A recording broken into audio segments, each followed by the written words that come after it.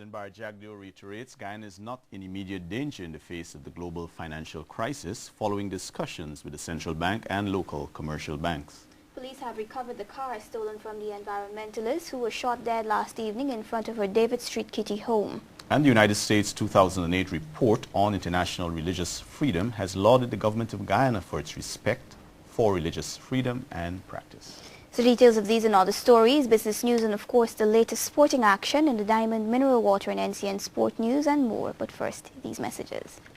Good evening, I'm Delicia Fletcher. And I'm Paul Moore. With this edition of the 6 o'clock news for today, Monday, October 13, 2008. Here's what's happening, Paul. Thanks, Delicia. President Barra Jagdeo reiterates that in light of discussions held with both central and commercial banks, Guyana is not in immediate danger in the face of the global financial crisis.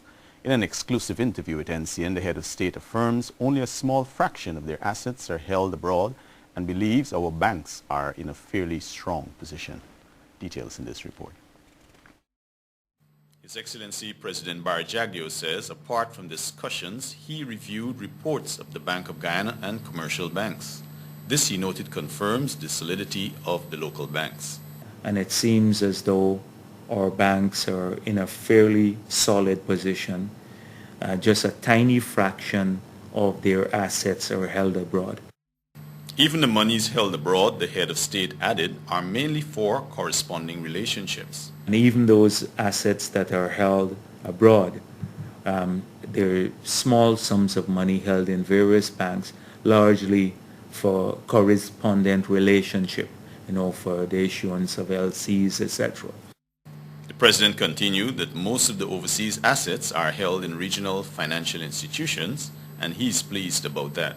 Have largely been in Caribbean-based instruments and Caribbean institutions.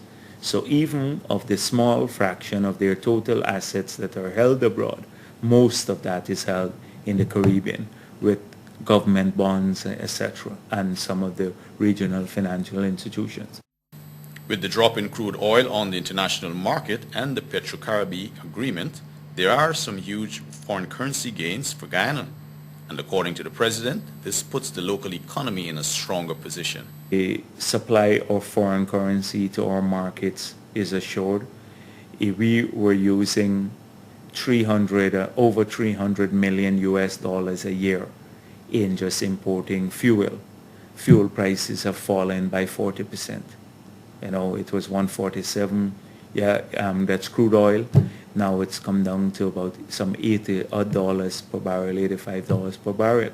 That's a huge drop in the foreign currency that we'd be using to import fuel. And we have over $60 million that we've accumulated US dollars in the Petro-Caribbean funds that's just sitting there.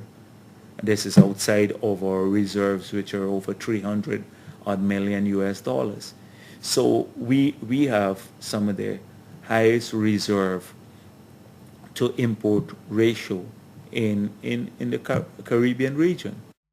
Asked about the PNCR's recent claims of a possible devaluation of the Guyana dollar, the head of state says the opposition party is deficient in financial analyses and is bent on causing panic. He chides the party to take a page from the opposition in other countries.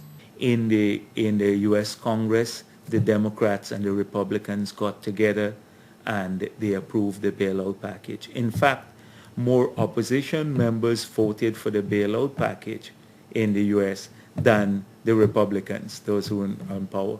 But here we have an opposition party that is marred in the past, that is not positive about anything, and I think largely because they have deficient analyses of the situation. Chief Executive Officer of the Guyana Power and Light Company, Barra Dindial, says the initiative to build a $40 million transmission line from Skeldon to Parika augurs well for consumers. President Barra Jagdeo recently signed a funding letter of intent with the Exim Bank of China for this project. More on this, Akila Jacobs report. The Ghana Power and Light Company says with a $40 million transmission line from Skeldon to Perica represents the next generation of electricity supply in Guyana. The initiative will see the building of a number of substations to regulate voltage automatically and distribute bulk power to certain areas that traditionally suffered from poor supply. Chief Executive Officer of the Ghana Power and Light Company, Bardine Diel, lists areas that previously experienced this problem. On the West Coast, we have one feeder actually from Versailles to Lookout, and you could understand that the quality of supply that consumers at Perica and those areas would enjoy is not what occurs typically. On the East Coast, we have a severe problem with overloading of feeders, especially from Baijival, in fact from Caldejon to Baijival. In Upper East Coast, in the Mahikoni area, we have a problem with the quality of supply. In fact, in east of Antwerp, going up to Rosignol also, we have problems with the quality of supply. Dindial says complemented with hydropower by its scheduled 2012 due date, power from Sophia will be distributed from Perica to Molson Creek efficiently. According to Dindial, the entire coastal network being integrated would also allow the company to utilize larger efficient heavy-duty engines, increasing the capacity to distribute power.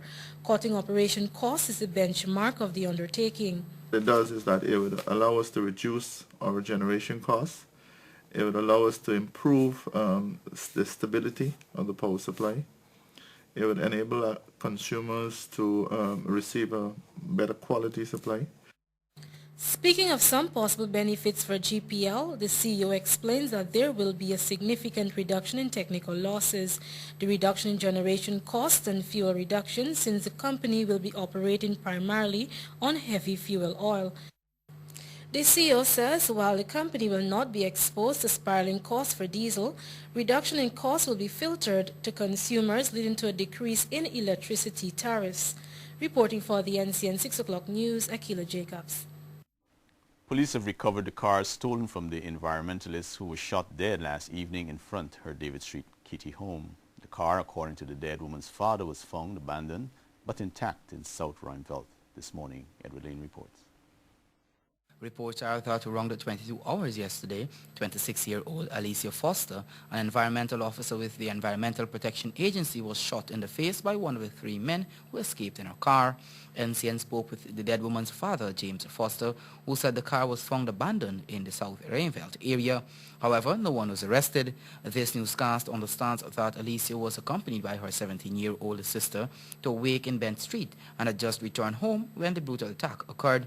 The distraught father said his younger daughter was opening the gate when two of the men disembarked from their vehicle, came over to the sister and ordered Alicia to exit the car. The woman, however, put up a resistance and was shot in the face. After shooting Foster, the men reportedly dragged the injured woman out of her vehicle and drove away. One eyewitness told NCN that she was right outside when the incident occurred. According to the woman, an unidentified tall man of African descent was standing behind a tree opposite the Foster's home for a long period. The eyewitness says shortly after the arrival of the woman, a heavily tinted black car pulled up and two men of East Indian descent exited and held the woman at gunpoint, after which she heard a single gunshot. The two men then re-entered the tinted car and drove off while the other man drove away with Alicia's car. According to another eyewitness, they returned in another car and asked about the woman who was just shot. Both eyewitnesses say they are able to identify the men if they see them again. Meanwhile, a source at the EPA believes that the woman may have been targeted since she dealt with complaints and responses in the Environmental Management Division of the EPA. And police sources say there are no signs of a robbery. Edward Lane, the 6 o'clock news. The United States 2008 report on international religious freedom has lauded the government of Guyana for its respect for religious freedom and practice. The recently released report says there was no change in the status of respect for religious freedom by the government during the period covered by the report. There were no reports of societal abuses or discrimination based on religious affiliation, belief, or practice. According to the report, government has put in place a legislative framework that provides for freedom of religion, and other laws and policies contributed to the generally free practice of religion. The report says both public and religiously affiliated schools exist in Guyana, and parents are free to send their children to the school of their choice without sanction or restriction.